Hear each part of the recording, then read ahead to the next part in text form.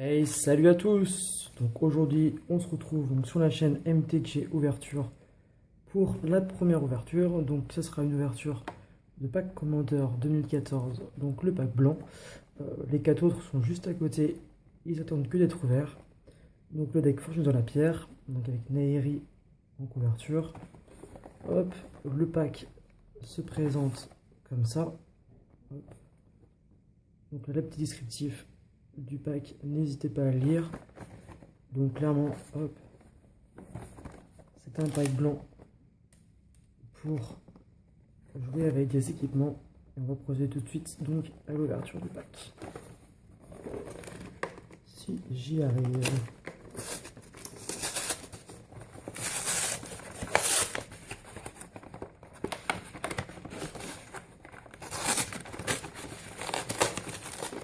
Pas forcément facile.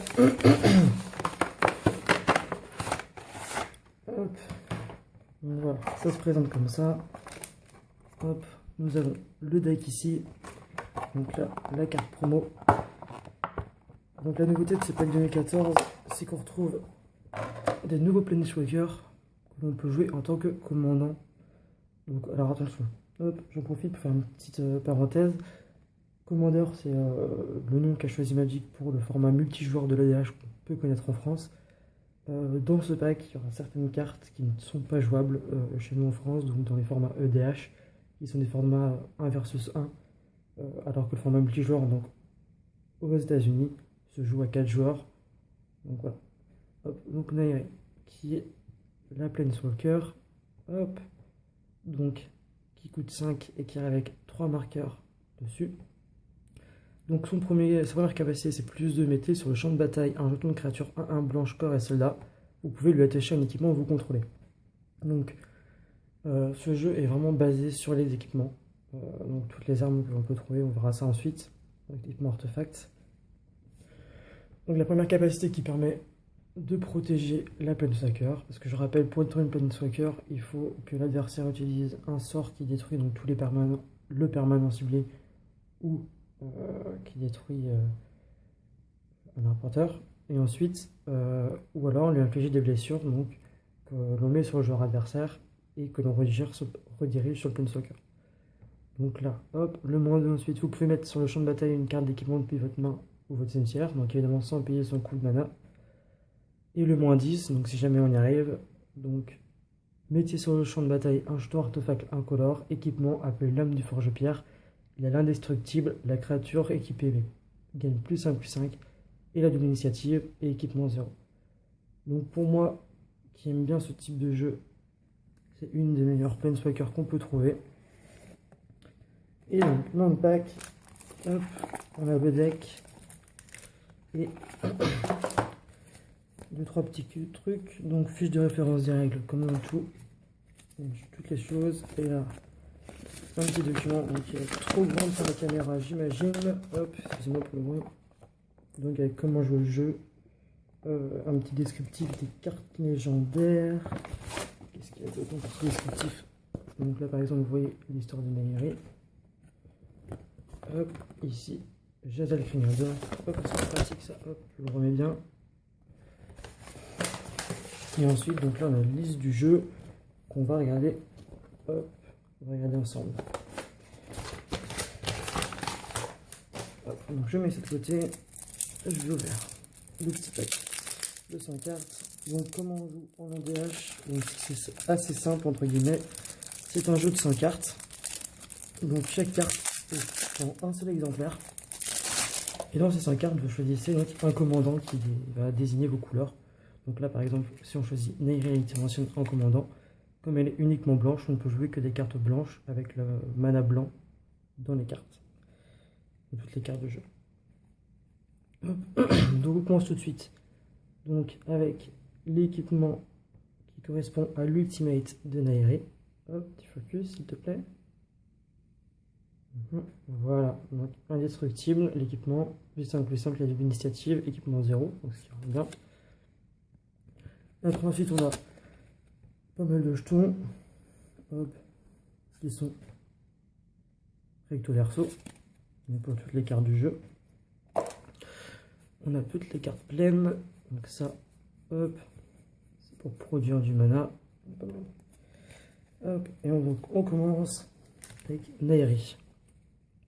Donc comme on l'a déjà vu avant, donc là en format plus petit. Donc ça c'est le format un petit peu oversize ou jumbo pour qu'on puisse le mettre sur le côté pour bien montrer que c'est notre commandant. Après l'utilité de ces cartes est forcément prouvée. Donc, voilà. Donc hop, Nairi qu'on a déjà vu.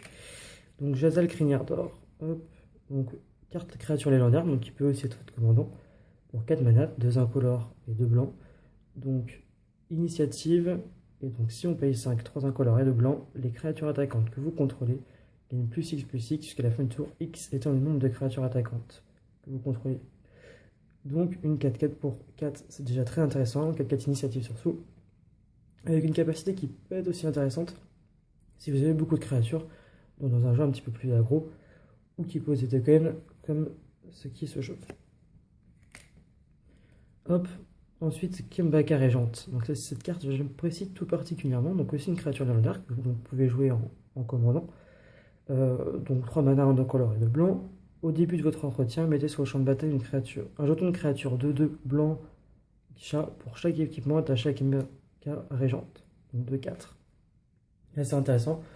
Donc toujours dans le thème équipement, si vous l'équipez avec 1 ou 2 équipements, vous avez au moins 1 ou 2 créatures supplémentaires, donc ce qui fait un bon card advantage, pardon. Je suis pas très bon en anglais. Hop, donc voilà. Donc vous avez ensuite Prêtresse du confinement. Donc cette carte est vraiment très appréciée par les joueurs pour le moment. On voit qu'elle est très recherchée, donc un incolore et un blanc. Humain éclair, donc elle ne peut pas être commandant. Donc ça c'était les 3 cartes qui peuvent être en commandant dans votre jeu. Hop. Donc, alors, le flash, c'est une créature non jeton devait arriver sur le champ de bataille, qu'elle n'a pas été lancée, exilée à la place, donc 2-2. Donc voilà, ça c'est une carte qui peut vraiment jouer sur tout ce qui est contre tous les decks qui font la réanimation du cimetière, donc ce qui est vraiment intéressant. Ou les cartes par exemple comme qui vont chercher des créatures dans le deck et qui les posent automatiquement. Voilà, vous avez ça à répondre avec le flash, ça veut dire que vous pouvez jouer pendant le tour de votre adversaire en même temps, comme un éphémère. Assez intéressant. Grand abolisseur, donc 2 mana blancs. Hop. Pendant votre tour, vos adversaires ne peuvent pas lancer de sort ou activer de capacité d'artefact et de créature et d'enchantement. Et ou d'enchantement. 2-2. Donc voilà, là vous avez une carte qui va vraiment gêner l'adversaire, surtout si celui-ci joue contrôle et donc joue la majorité de ses cartes pendant votre tour. Carte très très intéressante. Le pouvoir et l'endurance qui est assez intéressante pour le prix, donc avec en plus une petite bonne capacité, c'est parfait. Menteur des humbles, alors cette carte est vraiment bien, j'adore particulièrement. Donc pour 3, vous avez une créature de 2, donc ce qui est pas trop mal. À chaque fois qu'une autre créature arrive avec une force inférieure ou égale à 2 sur le champ de bataille, sous le contrôle, vous pouvez payer 1. Si vous faites ainsi, piochez une carte. Donc là c'est vraiment bien avec tout ce qui est enchantement, etc. Enchantement, pardon, jeton. Parce que dès qu'un jeton arrive en jeu, vous pouvez payer 1 pour chacun, si vous avez le mana nécessaire, et piocher des cartes par rapport au nombre de jetons que vous avez en jeu qui arrivent donc ce tour-ci. Et c'est vrai que c'est vachement intéressant, surtout en milieu ou fin de jeu, quand votre jeu peut commencer à s'essouffler. Ça vous permet vraiment de repiocher des bonnes cartes pour pouvoir contrer un petit peu votre adversaire ou repartir de l'avant. Gardien sacré des esprits. Pardon. Donc pour 3, celle-ci aussi est très très recherchée en ce moment. Vigilance, donc 3-2. Quand le gardien sacré des esprits meurt, mettez sur le champ de bataille X jetons de créature, un blanche esprit avec le vol, X étant le nombre de cartes de créatures dans votre cimetière. Donc comme vous pouvez le voir pour le moment, c'est des créatures qui n'ont pas forcément beaucoup en endurance, donc qui peuvent mourir assez facilement, surtout au début du jeu. Et alors après avec ça, ça vous permet de repartir tout d'un coup. Dès que celle-ci meurt, vous avez au minimum un jeton qui arrive en jeu, vu qu'il y a cette carte qui sort dans le cimetière. Et voilà, c'est vraiment intéressant. Paladin à la lame d'argent. Autre carte très intéressante, qui code pas énormément, mais qui est vraiment bien. Donc pour 3, vous avez une 2-2. Association d'âme, donc c'est-à-dire que dès qu'il arrive en jeu, vous pouvez par exemple l'associer avec une autre créature, donc par exemple ici le gardien sacré des esprits. Et donc, quand il est associé à une autre créature, les 2 créatures ont la double initiative. Donc voilà, c'est vrai que C'est assez intéressant pour avoir deux créatures. Donc celle-ci déjà est une 2/2 double init dès qu'elle arrive en jeu. Et permet à une autre créature d'avoir double initiative aussi. Je vais plus décrire juste les rares ou les cartes vraiment intéressantes à la suite. Mais on ne va pas passer sur tout le jeu, sinon la vidéo sera interminable. Donc la générale de campagne Angélique. Donc 3/3 pour 4, donc 2 blancs, on vole. Il y a la nouvelle capacité donc des packs Commander 2014. Donc lieutenant qui a dit que quand vous contrôlez votre commandant, il gagne +2/+2 et les créatures que vous contrôlez ont la vigilance. Donc voilà, ça c'est la nouvelle capacité. C'est dès que votre commandant est en jeu, la créature gagne quelque chose, donc un pouvoir en plus. Donc là, si vous contrôlez votre commandant et vous l'avez en jeu, c'est une 5/5 pour 4, vol et vigilance. Donc inutile de préciser que c'est très très bien. Mono honoré par les Ghast. Donc pour 5, vous avez une XX donc, qui a la vigilance. Donc la force et l'endurance du mono honoré par les Ghast est égale au nombre de créatures que vous contrôlez. Et quand il arrive sur le champ de bataille, vous mettez sur le champ de bataille 2 jetons de créatures 1/1 blanche esprit avec le vol. Donc pour 5, c'est minimum une 3/3, vu que vous posez 2 jetons avec. Et comme ce jeu se veut agressif avec pas mal de petites créatures, pas mal de jetons, elle risque d'être assez grosse et assez gênante pour votre adversaire. De plus, comme elle a la vigilance, vous pouvez attaquer avec, sans l'engager, donc défendre aussi en bloquant votre créature adversaire. Le tour suivant, assez intéressant. Ange du Requiem, donc pour 6, vous avez une 5/5 vol. À chaque fois qu'une autre créature non esprit que vous contrôlez meurt, mettez sur le champ de bataille un jeton de créature 1/1 blanche esprit avec le vol. Donc là, la capacité est assez cohérente avec le reste du jeu. C'est vous perdez une créature, c'est pas grave. Enfin, c'est pas grave. Vous en avez toujours une autre en jeu, même si elle est un petit peu moins forte. Vous ne perdez pas en nombre de créatures sur le terrain. Et donc, ce qui est toujours bien pour, par exemple, le moine honoré par les Ghast. Valkyrie d'Adarkar. Oh, peu facile comme ça. Donc pour 6, vous avez une 4/5 vol vigilance, une créature neigeuse ange. Et quand vous l'engagez, quand une créature ciblée autre que le Valkyrie nanana meurt ce tour-ci, renvoyez cette carte sur le champ de bataille sous votre contrôle. Voilà, ça c'est très très bien. Donc vol vigilance, ça vous permet donc sur la vigilance d'attaquer et de faire sa capacité dans le même tour, ce qui est vraiment très intéressant. Après son coût de mana est assez élevé, mais bon, je pense qu'on peut lui pardonner par rapport à sa capacité qui est vraiment très intéressante. Titan solaire, alors ça c'est une vraie bonne carte. Donc pour 6, vous avez une 6/6 vigilance. Et à chaque fois qu'il arrive sur le champ de bataille ou qu'il attaque, vous pouvez renvoyer sur le champ de bataille depuis votre cimetière, une carte de permanence ciblée ayant combien de mana inférieur ou égal à 3. Alors ça vous permet de pouvoir répondre à absolument tout ce que votre adversaire va pouvoir proposer dès que vous attaquez avec. Donc, même pas s'il inflige des blessures, c'est dès que vous passez en phase d'attaque et que vous l'engagez, cette carte vous permet de remonter une carte de 3 ou moins de votre cimetière. Donc vous pouvez remonter une prêtresse du confinement, par exemple. Qui sont pas forcément très intéressants, mais bon. Mais par exemple, un grand abolisseur pour bloquer toutes ces cartes. Un paladin à la lame d'argent pour permettre de donner la demi-dite. Un gardien sacré des esprits, s'il est déjà dans vos cimetières et que vous voulez reposer d'autres jetons, vous pouvez le mettre aussi. Donc voilà, c'est vrai que c'est vraiment très intéressant. Ça permet vraiment de changer une game. Cette carte est vraiment très intéressante. Comme tous les titans qui ont été édités en M12, je crois.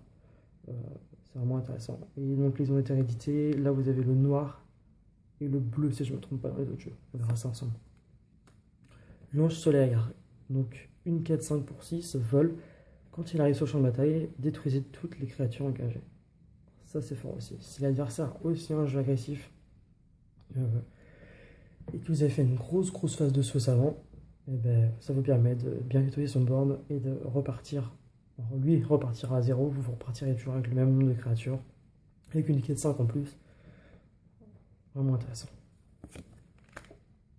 Bergère du crépuscule. Donc pour 6, une 5/5. Vol vigilance, donc quand elle arrive sur le champ de bataille, renvoyez dans votre main toutes les cartes de votre cimetière qui ont été mises ce tour-ci. Depuis le champ de bataille. Et donc elle a la persistance, donc dès qu'elle meurt, elle reviendra sur le champ de bataille avec un marqueur -1/-1 s'il n'en a pas déjà un. Donc là, c'est l'inverse de celle-ci, dans Stellaire.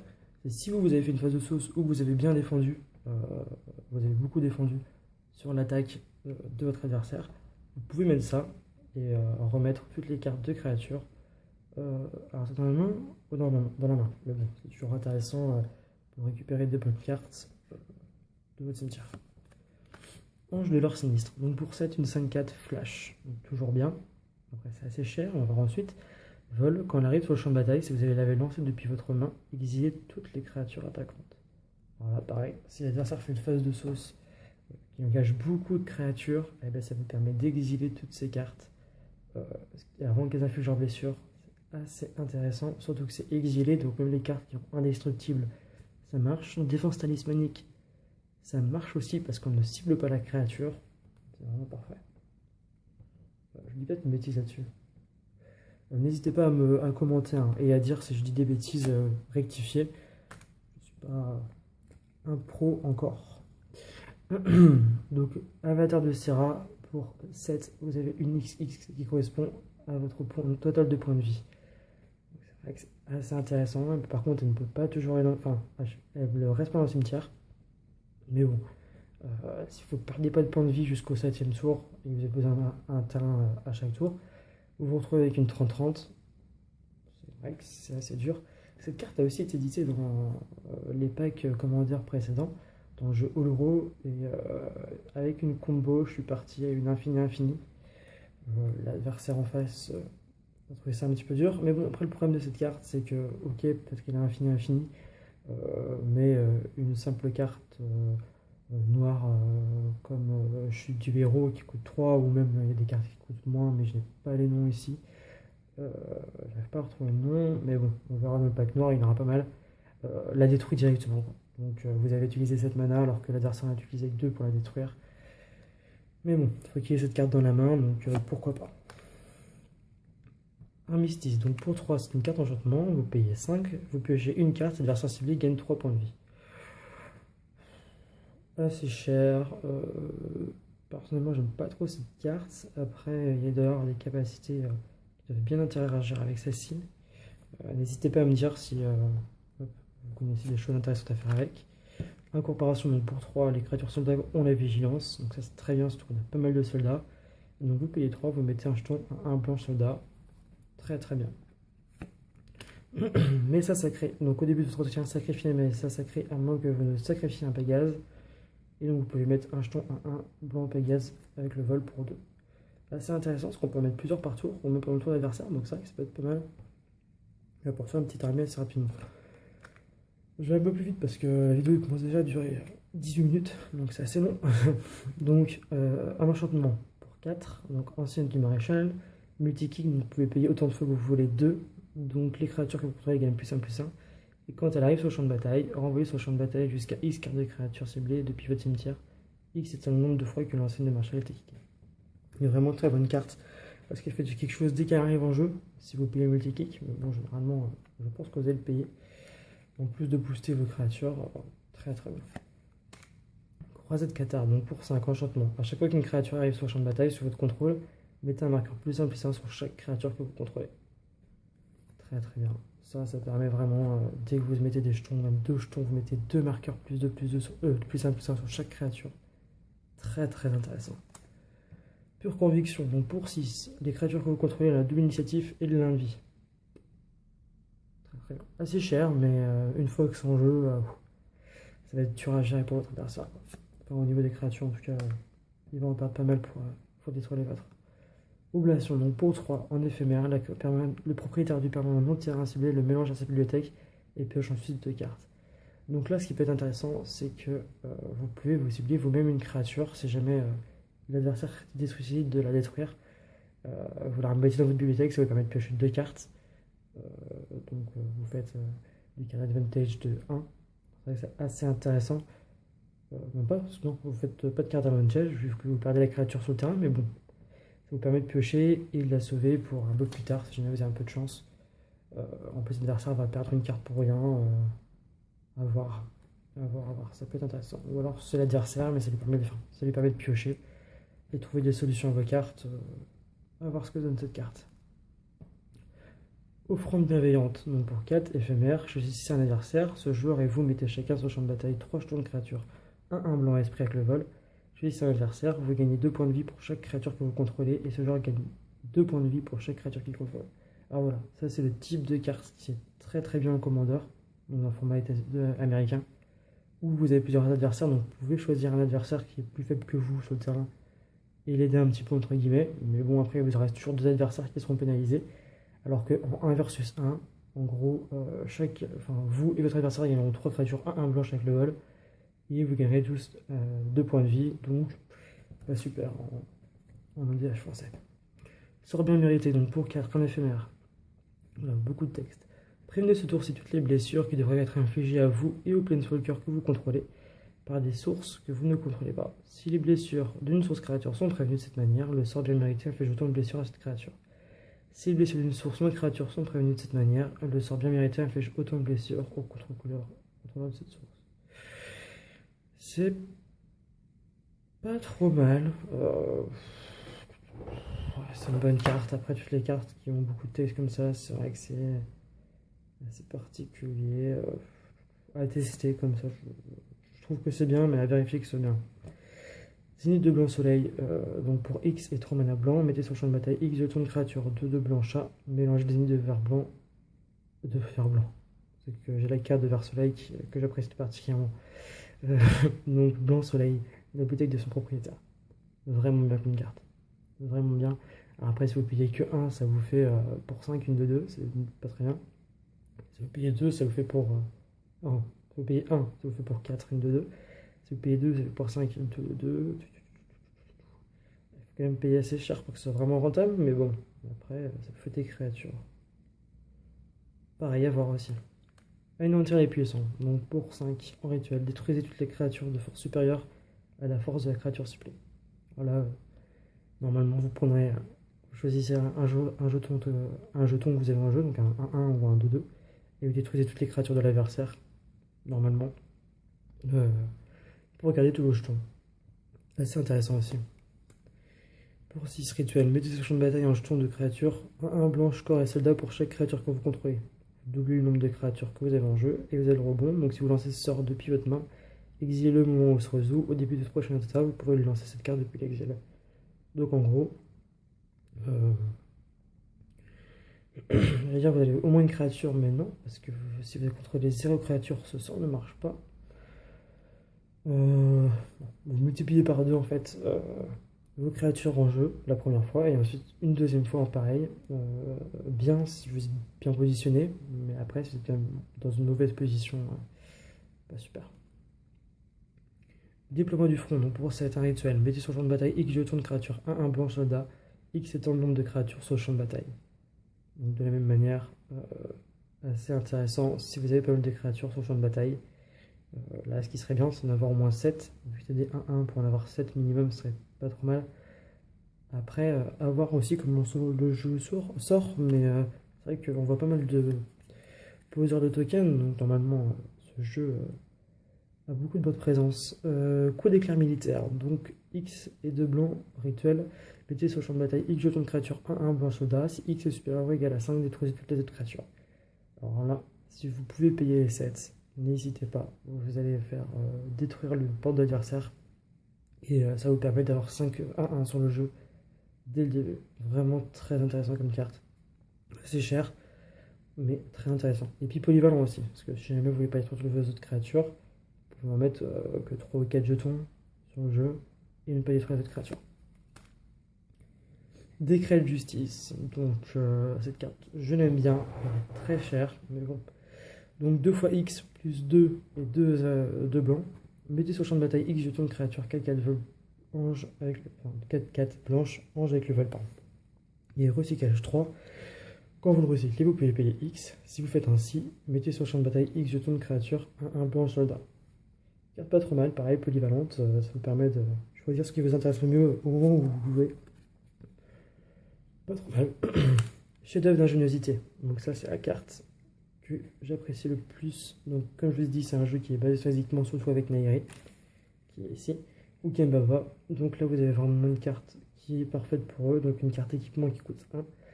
Et quand elle arrive en jeu, vous copiez n'importe quel équipement sur le champ de bataille. Le seul défaut de cette carte, c'est qu'il faut un équipement sur le champ de bataille.